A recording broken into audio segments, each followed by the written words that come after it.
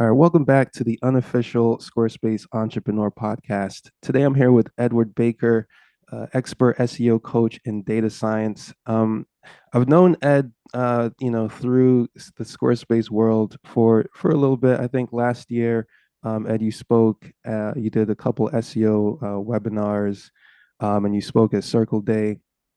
And so when I put a feeler out there to get some new guests on the show, I think Travis, our last guest, gave you some glowing recommendations like, yo, you got to get Ed on. So here we are. I thought it'd be great to kind of dig into Ed your story and get some SEO insights, e-commerce insights. All the wealth that, well, not all of it, but as much as we can extract in the next few minutes. So anyway, Ed, I'm going to let you introduce yourself, and then we'll get into it. Yeah, my name's Ed Baker. I currently just launched a new e-commerce store. It's redcarpetrunner.com. So I'm best known in the special events industry for selling the red carpet like you see on TV. I had a very successful events business, but then COVID happened and I had to close it down just like everyone else out of just a lack of activity, right? There was nothing to do, nobody to work with. Events were completely, shut down. So I was bored. So I started to pivot into my personal brand. That's where you were pulling some of the information as my personal website, which is just my full name, edwardabaker.com, where I post some SEO and data science type tips. But long story short, my business was closing down. I was trying to pivot into like personal brand, and I was always doing like SEO and marketing for myself, right? As a small business owner, I had hired agencies and I had gotten like a really bad taste in my mouth. They were really expensive and could never really produce the ROI and could never really explain how or what they were doing or even show me. So, I just started reading and digging into all that knowledge, and I kind of, became obsessed with it for the past 5 to 7 years. I'd say I've read about SEO for like 2 hours a day. It's like a passion of mine just to know what's going on and understand how data works in the world. So yeah, because of that transition to like personal brand a little bit, I had been introduced to some of the folks at Squarespace just because it was my preferred platform. I'm not a developer, so I'm not real strong on code. I need easy to use tools. And so I've built everything by myself, using Squarespace as a platform. And I'm unofficially, I don't know where I stand, but one of the top earners just from my conversations with folks at Squarespace with their platform.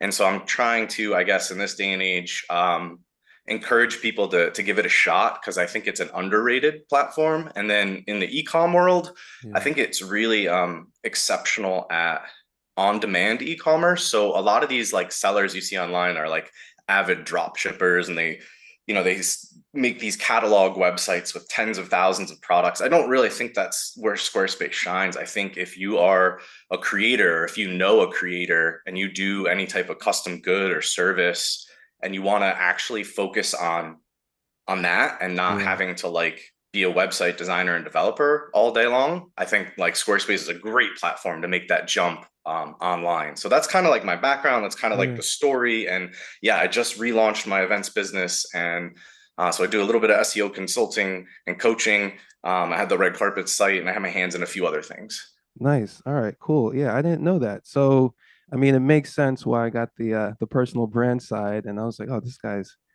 building this pretty strong personal brand. Um, so there's a lot of things here that I'm curious about. One, I agree with you on the Squarespace commerce side of things, it being a great e-com platform for like the artisanal, creative. You've got a great product that is like personable, like something that I would want to come into your shop and like, partake. I find it shines in that area versus like you say, the huge catalog type site, or you've got hundreds of products or something. But it does seem as well that the platform, 5 to 10 years from now, they're putting pretty some good investment into the e-commerce side of things. So I'm expecting to see a lot of features that are probably in demand right now. But back to SEO, I've been SEO obsessed myself, since I got into this online business space. What is your take with things with where things are headed now with AI and generative search kind of taking precedent over what we've looked at for the past however long in terms of the search engine results page? Sure. So obviously AI is a huge disruptor. People are not sure whether to lean in or to run scared. And I'm definitely one of those folks leaning into it and utilizing it in ways that I just never even thought before. As far as SEO goes, though, I think the hardest part is people get caught up in the shiny object syndrome and the next best thing and what they heard on Facebook about SEO, but they're not paying attention to the foundation of it, the fundamentals of it, and it really hasn't changed since about 2012. And I believe that's the year that the idea of like things not strings was introduced by Google. And so it introduces this concept called an entity, which I go over in the Squarespace SEO masterclass I did. It's free, it's on my website. You can watch it. There's a ton of information in there. But really, what we have to think about is an entity is really just your brand online and all of the pieces or components of your brand. So people need to focus on claiming their entity as an organization or a business, Mm. and then whatever they're writing a page about, whether it's an article or a landing page or whatever, they need to focus on one primary entity for that page. And again, entity is not a keyword necessarily, right? Could be, but it's a thing, and that thing can be made up of hundreds or maybe even thousands of keywords, because the way Google looks at the world now, reads your articles, views your images, watches your videos. Yes, it sees all of these things. It's looking for identifiable entities that it can then catalog and prioritize and figure out, hey, this page is about this thing, and they cover these topics around that thing. So it's a lot more complex than just keywords anymore. So I don't know that it's really changed from a functional standpoint, because search engines are a graph database, and they have nodes that store information, and they have edges that connect these nodes. And to get out of the technical and just go back to like the everyday Joe terminology, if you really think about it, you have pages and then you have these links between them. So pages and links, edges and nodes. Edges hold all this entity information, and then I'm sorry, nodes hold all the entity information, and then the edges are the relationship information, the relationship data points between those two nodes. So I know that sounds really technical, but it's just pages and links, and looking at it from like a data science or like a functionality standpoint. And there's not enough people in the SEO industry talking about entity-based SEO. They're just on to the next thing. Oh, if we make your website faster. Oh, if we, Yeah. do this with your title tag. Like those are all little micro parts of this bigger entity picture. So if you haven't introduced yourself to entity SEO, it's something I can show. Like I always tell people too, okay, you've heard this all. Great. I'm just another opinion. I would much rather show you than tell you, because I can show you better than I can tell you. And if it makes sense at some point, I'll come back for you and we can do a screen share, right? And I could Yeah. show you, or I can even screen share now. It's up to you. I know we're recording, whatever you want to do, but Yeah, I yeah, could go show for you it. how Google reads We could talk through uh, it. information. You want to do it? Yeah. All right. I'm gonna share screen quick If you want to see what if you Ed let is me. showing me right now, head on over to sqspthemes.com /podcast /Ed, and you'll be able to see a video screen share of some of what he's showing me right now. So I'm going to look up something called the Google NLP API. Now, I couldn't show this in my masterclass because of there's certain, laws and rules and regulations when you're talking about other, corporate companies, and you're a huge corporate company. So you kind of have to tiptoe sometimes, right? But because I'm just on your podcast, I can actually show this. Essentially, all of the SEO softwares in the world, right, are Mm-hmm. just kind of like third party opinions. You and me talking about a website, it's just a third party opinion. But I can come in here and show you how Google works. And so this is NLP, it's natural language processing.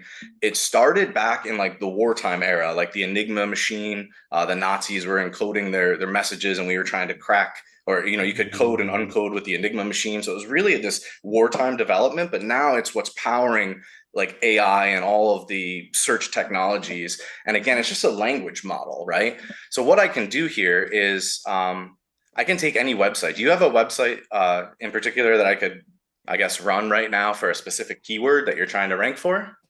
I mean, I was just gonna say you can put in mine, but I'm not trying to rank for anything. I'm already there. Okay. Uh, I don't know. I'm If drawing not, a I can blank. Yeah. just pull up my site and just do that or something. Yeah, sure. Go ahead. All right, so I haven't fully optimized my pages yet, but if you land on my site, we're going to go to like one of the products and land on the product page, and there's a bunch of text, right? So all I'm going to do is I'm not even going to read this page. What I want to do is I want to find who's ranking for red carpet right now. This is a brand new site. This is who I have to work against to rank in SEO. So right now, this red carpet fashion awards happens to be the #1 result for me if I Google, right? Mm-hmm. So I'm going to try to figure out, well, what does this page or site have that I don't? But I'm going to look at it from a language standpoint. So I'm going to basically just, again, copy all of my text. I just did a Control A, right, to highlight all text, Control C. I'm going to come over here into the Google NLP API demo and click Analyze. It's going to ask if I'm a robot. I'm going to say no. I'll give it a second. I might have to refresh this URL. Let's see. It's all good. And I'll link to the Google Natural Language API page here so that folks can try it out. Yeah, and it's free. And like again, you don't have to like everybody's spending money on all these third-party tools, right? But like this is Google's core functionality. It's how it reads text. It's how it parses text. So here we go. I just put my text from Yep. my product page into the natural language API.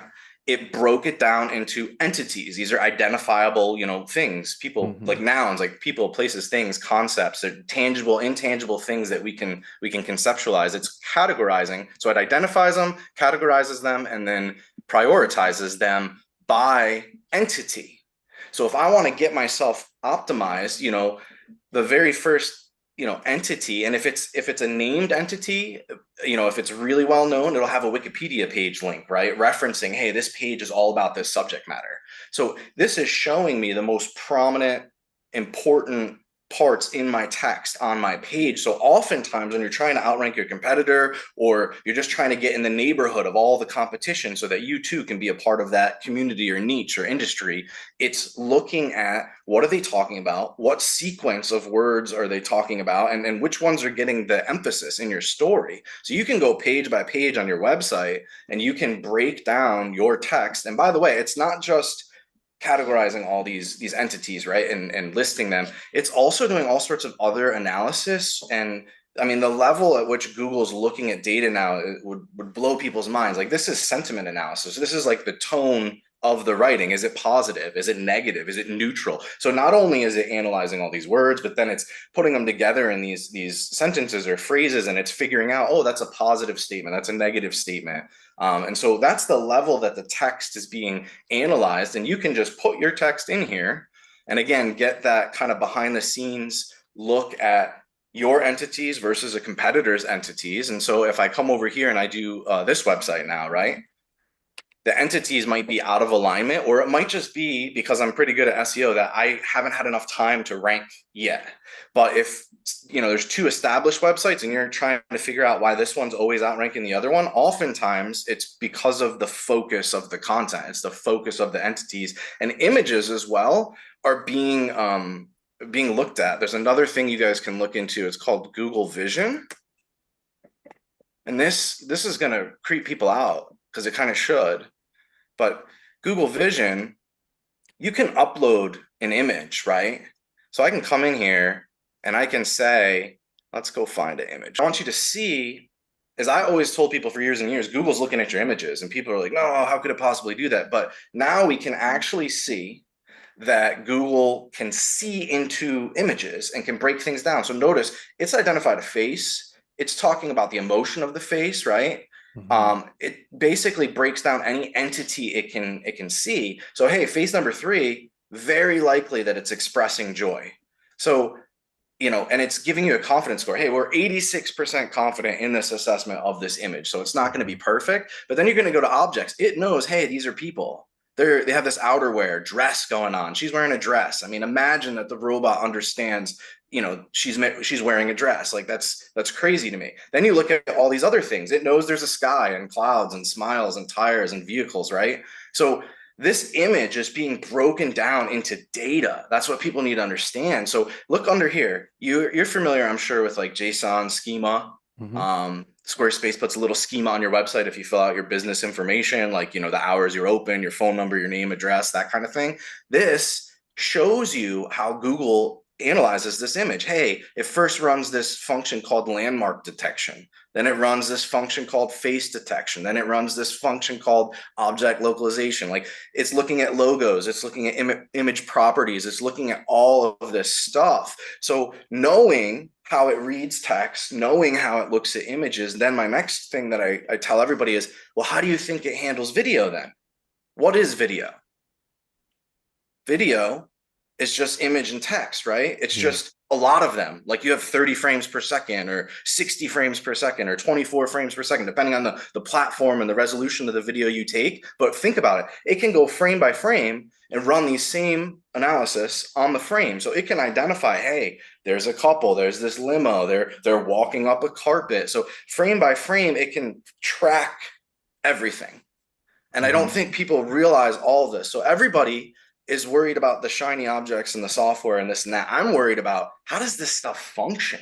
Because if we know how it functions, then we can use that to our advantage. And that's where I feel like the SEO industry has a really bad rep. And most people in the industry, I hate to say this because I don't want to bash on the whole industry.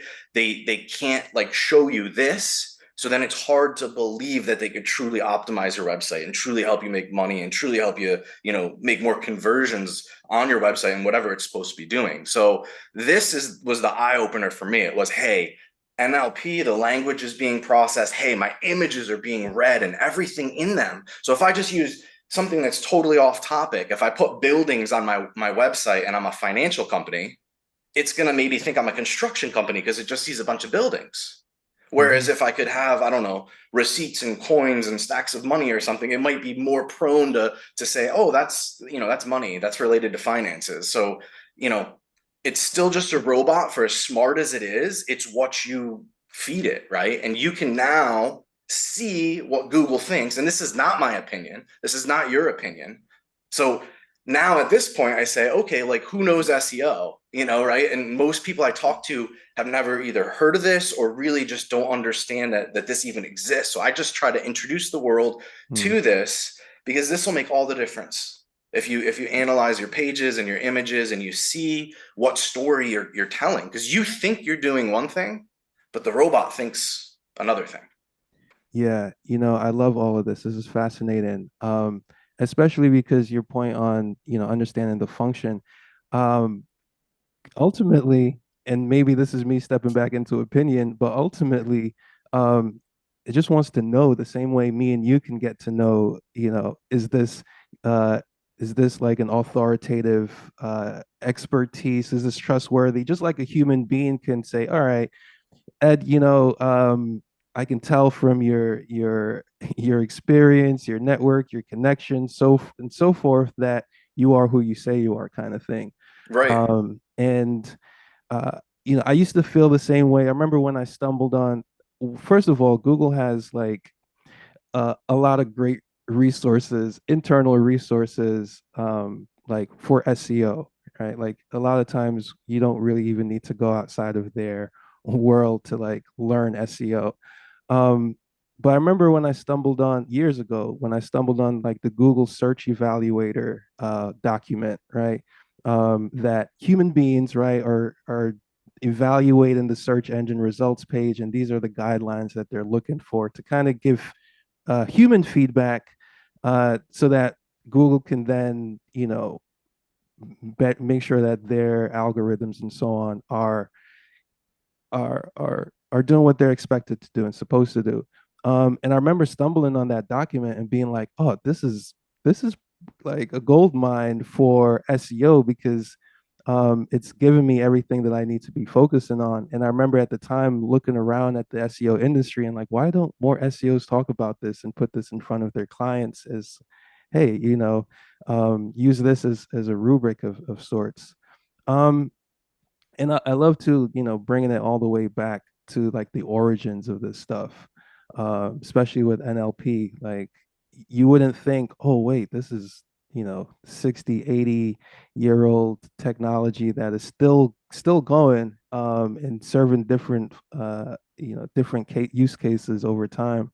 You plugged in red carpet for the search, but I feel like red carpet for events or, red carpet runners for sale or something like that might be more, uh, more of the term for your red carpet. Totally. The reason I did that is that's like the topmost entity. Like that would be the thing, The right, highest, that I yeah. would want to own. If you typed in just red carpet, I would want my information to come up one day over everybody else's. So that is like position number one above everyone else in the world. That's the only reason I went down that road. But to your point, yes, all of those like synonyms, or more importantly, the intent, right? Because I Yeah. might be saying, hey, red carpet for sale or red carpet for rent, right? Hmm. I'm just that intent switch changes everything, and My the living room robots is understand different. that as well. So Yeah. it's very complex, and um, you know that's all interesting. And the other thing I wanted to tell you too is this is why when you ask me like how's SEO going to change, it's really not, because a graph database is what all this stuff is stored in, and Mhm. until that gets updated, until that changes from a core functionality, which I don't foresee anytime in the future, it's just how our world runs, then you're safe if you're optimizing this way, because whether your information shows up as a video or under people also ask, or as a rich snippet at the top of Google or over in the knowledge panel on the right hand side, like that's why the entity optimization is important. If it knows your brand and it knows all the things about your brand, then it can throw you into all these different types and aspects of search confidently, because it understands who you are and what you do. And that's why I don't think like the AI or generative search is going to be an issue. You're just going to be thrown into the mix, and that's just a new tool. Yeah, yeah. I mean, I asked Bard a couple weeks ago. I said, "Hey Bard, where can I find some third-party Squarespace templates?" And Bard was like, "Yeah, you can head on over to sqsbthemes.com." And I was like, "Yes, Right? Bard. You know what you need to know." But I think just like your point to the entities, like in real life as an entity, as a being and as a person, um, do the things that are necessary for your market or your world to get to know you, because there's obviously some lag time before things make it onto the web. But the people in your niche or your market, like them knowing that you exist and maybe linking to you on your website, and just all of the conversations that happen around the web regarding your business, conversations that you initiate or conversations that are just initiated organically, like all of that is being fed, right? Like all of that is given signals to say who you. So it's not as uh, like the thing I love about it, Ed, is that it's becoming more real in a sense of like there's no gaming. Like I can't trick Google into like suddenly thinking I'm something I'm not, right? Um, because it's well, maybe for a short time, but like in the long run, you can't fool it, because it's trying to become as good as we are and better at, well, way better than we are at recognizing like true authority, true expertise, and the trustworthiness that comes off of that.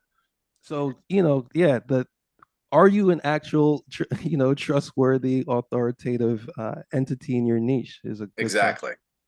Like in real Exactly. life.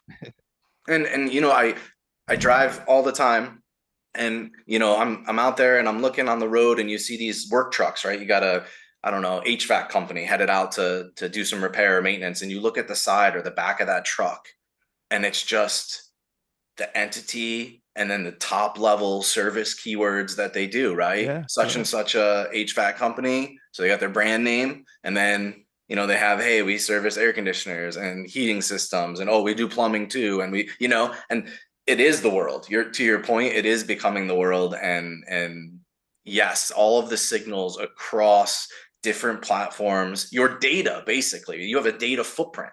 And so if Mhm. your data footprint doesn't match up everywhere that you are or say that you are, yeah, it's smart enough to then say, ah, well, that's not so trustworthy of a brand. And so you get pushed down in the world, or sometimes you just get ignored, right? Google doesn't index or pay attention to everything. It Yeah. can't. It can't possibly. There's so much out there on the web. So your fighting chance is really building that online brand. Yeah.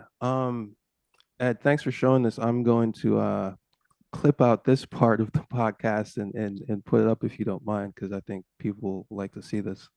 Absolutely. I think that they should see it, and I want them to see it, and I want them to know that if they haven't been able to get results from agencies and SEO gurus and marketing guys, like unless somebody's speaking this language, and there's not a lot of them, like there is a chance you're going to get burned, and you might as well just do it yourself. And I think a lot of Squarespace entrepreneurs, right, are taking that path. So Yeah, I've offered SEO services over the years, occasionally. But I don't like I find that a lot of education is required up front in order to set the right expectations. And yeah. if expectations are off, then everything downstream is off, right? So if someone is approaching SEO with the expectation that, oh, if I just speed up my site, then things are going to be great for me, or if I just do this one thing, or maybe they're overwhelmed because they think there's a whole lot of things that need to be done. Um, I forgot my point, but it's one of those spaces where uh because there's so much like he say she say type of thing. It's Hmm. like I hate to war with opinions. Like I stay away Well, from it's that. horrible, man. This is why, like, I don't even like to. I'm with you. I don't like to pin myself an SEO. I say I'm an SEO coach now because I get called in, right, and for to solve big problems, and I'll simply show people, and I'll say, look, like, I'm not coming in with an opinion. First and foremost, I'm going to show you how the search engine works because chances are nobody's ever showed you that before, right? And then once you've seen that, then you can decide. If I can appropriately set your expectations and you believe me. But yeah, to your point, it's a lot of opinions, and it's a constant argument, especially in these Facebook groups too, of things like site speed. I feel like Squarespace always gets attacked for being slow, and it for sure is a much slower platform than other platforms, but there's a reason because of that, because it has a robust interface and it's nice click and drag builder and it's fluid engine, and it has all this nice easy to use stuff in it, so it has to be a little bit bigger because it has all these features, right? So there's you can hold it against it, but like speed isn't a factor when it's like, hey, this one loads in 2 seconds, this one loads in 3 seconds. If your story's right, like if I'm the red Yeah. carpet guy and my website, takes 4 seconds to load, it doesn't care if it's 4 or 2 seconds because it's going to see people are truly interacting with that authority, right? I get if a website's, it takes 20 seconds to load, you're a wedding photographer and you have these giant images and you're really killing the user and the user can't even get it to load. That's one thing. But yeah, there's all these I don't know, micro issues that people get caught up in,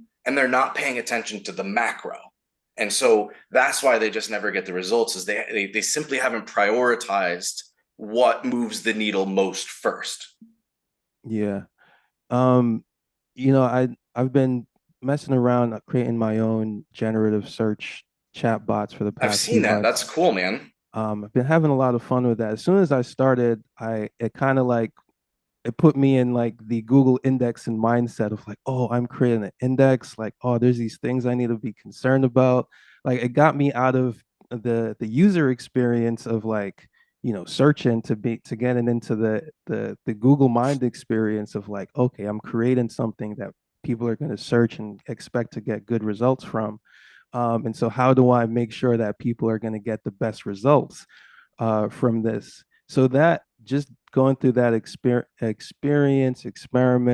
it kind of opened up my mind a bit and got me. I'm feeling really bullish on just individual brands and companies now having their own better search experiences.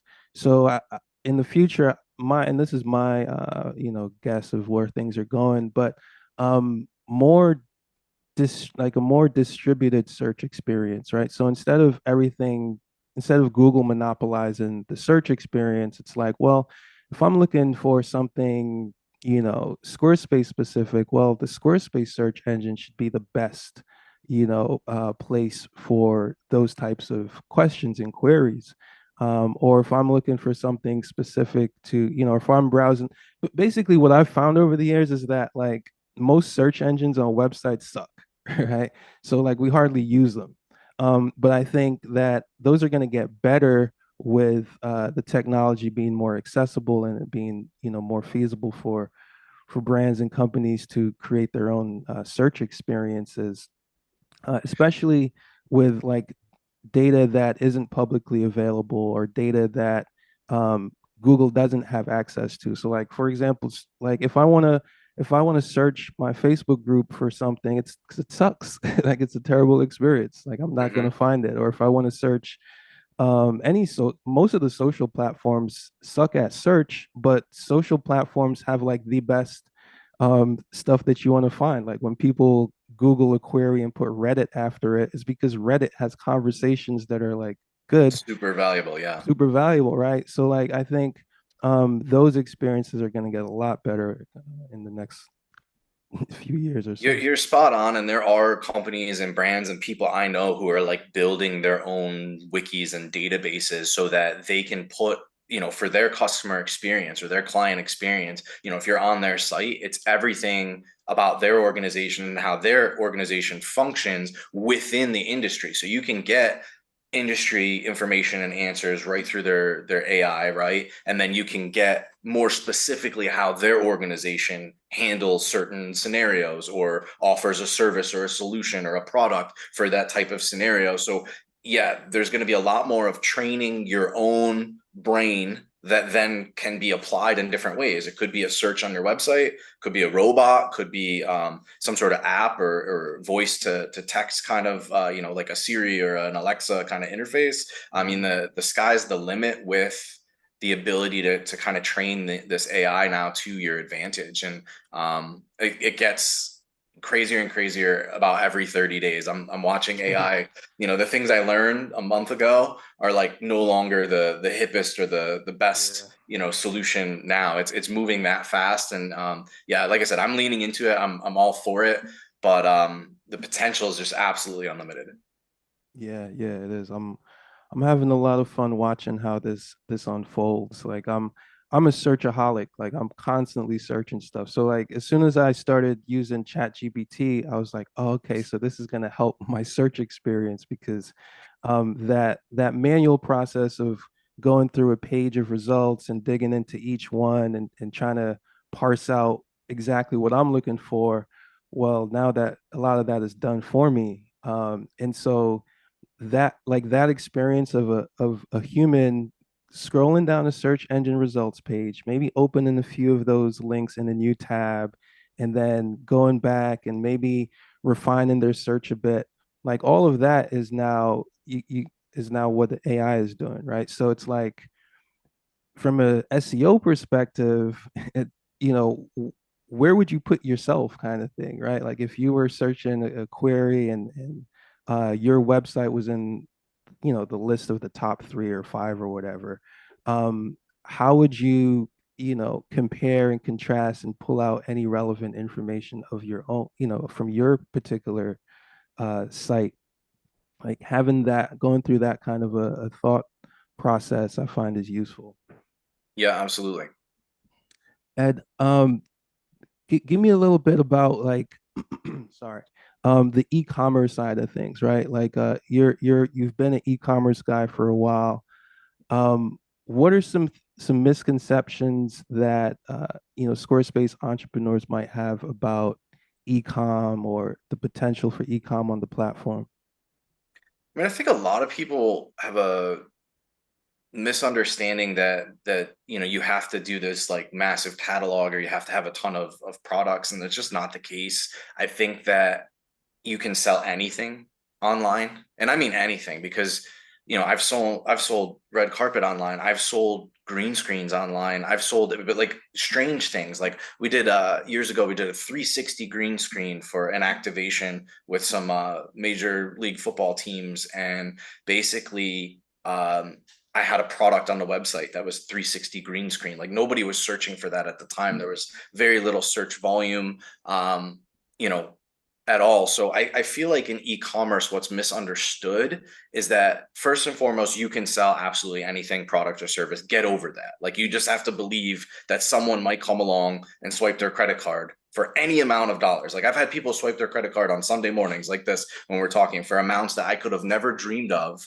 saying no one would ever do that, and they do it if you have, a product or a solution that they are looking for. But yes, from Squarespace standpoint, the e-commerce, there are some great things about it. There are some limiting things about it, just like people who look at Shopify or other platforms. I think what you have to also get over is what your tech stack winds up being. Like I can't be upset that I have a Squarespace store and someone else I know has a Shopify store and think that I'm on the wrong platform. You have to realize that like any of these platforms, doesn't matter, can be, you can be successful on them, but certain ones have certain advantages in certain sectors, right? Doing big product catalogs on Shopify is easier than Squarespace. Making things SEO friendly and, I think looking better on Squarespace is a million times better than Shopify, at least from, a non-coder's perspective. You have to weigh all the pros and cons. And I think people get too caught up in, what platform am I going to be using? And really what you have to get caught up in is just what your offer is, right? Like you need a really good product or service that sets you apart. And if you're not a creator yourself, you have to just go find a creator. Like you don't actually need any talent yourself. If you know someone who's good at something, you can go to them and say, hey, that thing that you do, how much do you charge someone for that? You say, hey, if I started to help you sell that to make a little money, I'd want a commission. I'm going to mark it up a little bit, right? Whatever you want for the job or the Mhm. product, you can, establish that price, but I'm going to add another, I don't know, whatever percentage on top. I'm going to sell it and as my own, and I want you to do it this particular way. And so you all of a sudden can have, inventory or a capability that you have never had before because you're simply just helping a friend or a family member or a small business that in your local area sell themselves, and you can white label it as yourself. And I feel like that can open the doors to e-commerce for a lot of people because it's the Mhm. perspective of what do I have? What could I possibly offer? And then after you've figured that all out, then you can worry about the platforms. You can worry about, what technology you're going to use and read all these Facebook groups and see all the opinions. Because again, it's just opinions. Any platform can rank with SEO these days. Almost any platform can do e-commerce sales these days. So it's about finding what works for you, what you're comfortable with, and makes Yeah. sense for your business model. Yeah, I like that advice a lot. Starting where there's demand, like being able to identify demand, fill it, and as you're filling that, you're gonna be like, okay, well, I need a website now. Or, oh, okay, I need this now. So like I find a lot of times with new entrepreneurs, there's like a thing like you gotta have it all perfect like out the gate, where it's like, well, you need some demand. Like, is there demand? Like a lot of times, uh, folks will like um do all the stuff, right? Get the website up, do all the stuff, and then it's like there's no sales because you probably should have tried to sell it first, Yeah, and solve that, right? Because that's really what it comes down to. And then you know, I like you approach it from a classic like marketer mindset. It's like, all right, well, I might not have the product, but I do know that there's some people who want this product that you're making, and you're just not doing a good job of like putting it out there yet. So let me put it out there for you and help you with that, and you can pay me a little commission. totally. And the creators are usually happy to do that because you know what they want to do? They want to create. They hate to have to Yeah. market and sell themselves. They want to be in their shop or they want to be producing. Hmm. That's what they love to do, right? They don't want to have to deal with customers and customer support and credit cards and like they just want to, do their thing. And so once you realize that and you find the creator who's like, oh yeah, if you help me, like here, that's when the whole world opens up to you, especially right now. And obviously with how affordable opening stores is, right? I mean, for a few $100s a year with Squarespace, you can have a full-fledged e-commerce platform. I mean, it's the barrier of entry has never been lower. Yeah, yeah, for sure. Um, So Ed, what's next for you? You know, you talked a little bit about building your personal brand. We geeked out about SEO for a bit here. Yeah. Where are things going for you? Like, what has you excited now when you get up every morning?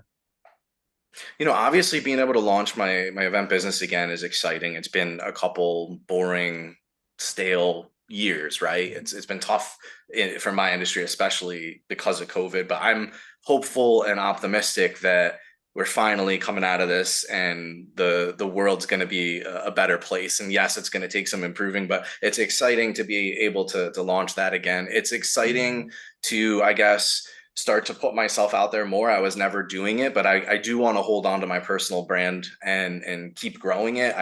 I'm guilty like everybody else where I haven't put myself out there. I haven't become well known or anything or tried to really market myself. And that's a mistake because I was always too busy running my business and running my events. I never had time to do it. Mm, Now I'm kind of restructuring my life in a way where I'm using more automation to free up my time so that I can do things like this, right? mm, Like in the old days, if I was running around events to events to events, we wouldn't be podcasting.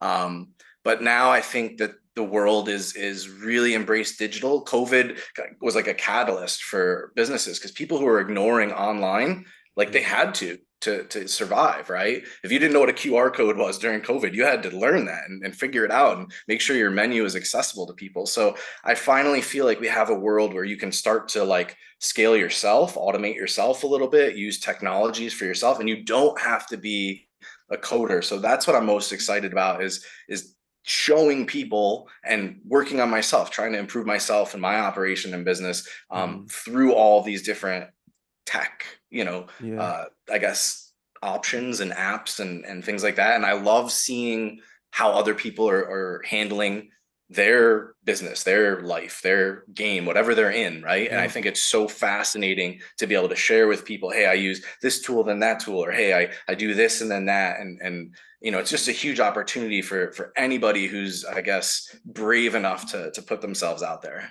So that's what I'm excited about, and that's what I'm going to keep focusing on is just growing that new business, growing my processes, and then hopefully sharing that with people and doing more in the ecom space for Squarespace for sure. I think it's an underserved division of our community. Yeah, it has been for a long time.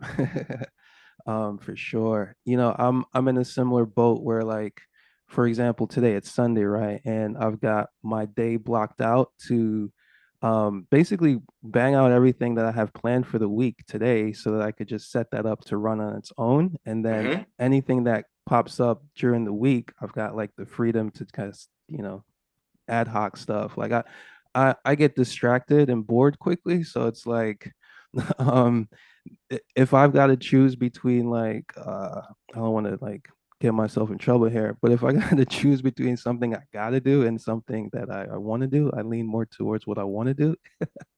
So using today to like bang out all the stuff that I got to do makes it so I've got 5 days to like explore the things that grab my interest and take me down these little rabbit holes. So Yeah, and yeah, you got to keep expanding, right? Because if you're not reading new things, meeting new people, seeing new perspectives, you're behind. You have to. yeah, for sure. Yeah, I've kind of chunked up my time where it's like I do a little bit of maintenance every day, stuff that has to be maintained. And then the stuff that's like gonna bring in revenue for the next 14 to 30 days, that's the stuff I do next. And then the third little bucket of time is like all the long-term stuff that, it might not produce anything, it might produce something, but these are like long-term seeds that I'm really excited about. So anyway, that's kind of where I've like gotten at over the past maybe year or two of like how do I like refine my daily time and processes.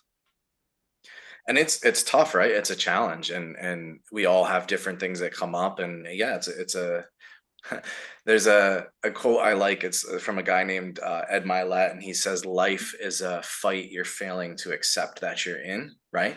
Yeah. And it's true. Like every day, I'm with you, hearing what you're putting into it too. Yeah, it's figuring out ways to almost scale yourself or passively help yourself, right? Like I think passive is the way that people have to think about this. Like we all can't get successful and grow wealth with our active time because there's only so much of it. So you need to start to find ways to use systems, use tech, and use business models that are more passive and diversify, just like you're doing, right? You have plugins, and I think you have courses, and I think you have the podcast, and you do your consulting, and I mean there's a lot of things you do. Obviously, your hands are in a lot of things.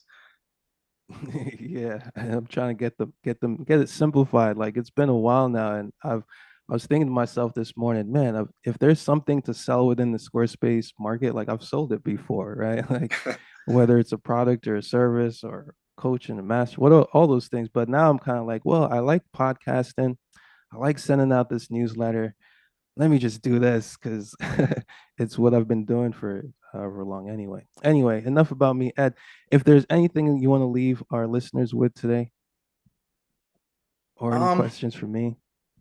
I guess just, I would encourage you all never to just give up and keep at it. I mean, even for me, like my business I just launched, my new website, like I've been at that for too long, right? I'm guilty of being a perfectionist and putting in a year and a half, 2 years to get it to where I wanted it to be public facing, and it just took me too long. But I'm facing other challenges. Like I'm a new dad, I'm a new homeowner, and What? things get in the way. So Congrats. um and they're good things. I don't mean to sound like they get in the way, like in a bad way, but yeah, they're amazing things. But yeah, it's don't give up on it. Just better yourself, better your business every day. And the final thing I can say to you is what I showed earlier is that NLP and the Google Vision, you don't need anything else to be successful online these days because you can plug any information you want in there. We did website copy quick, and I didn't even show you everything about it, but you could put in your brochure or your company memo or your letter to your dad or whatever it is into that technology and break it down to like a data perspective, and that will help you in understanding that that's kind of how the world's going to work moving forward. That's going to help you in every aspect of your life if you take it seriously. So I guess just take that to heart and start to just experiment with the free technologies that these tech giants are putting in front of us. Yeah, I love that, Ed. Definitely stick with it. Don't give up. Stay in the fight. And use the tools that we have. Thanks, Ed. It's been great talking to you. Thank you for having me. It's been a pleasure.